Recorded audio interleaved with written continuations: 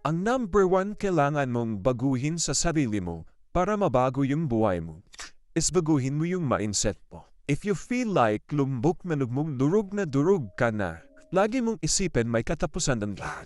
Kung sa ngayon ay nasa ilalim ka, ang kasunod nun mas ibabaw ka na. So lumapat ka. Lagi mong sabihin sa sarili mo na, kaya ko to, lalaban ko para sa sarili ko. Kailangan kong baguhin yung mindset ko para mabago yung buhay ko.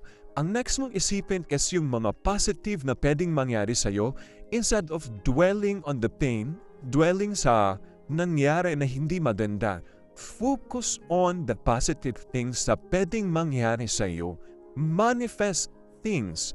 If you like to have a great relationship, a great partner, pray about it, manifest it, and it is done. Huwag mong isipin na hindi mangyayari yun.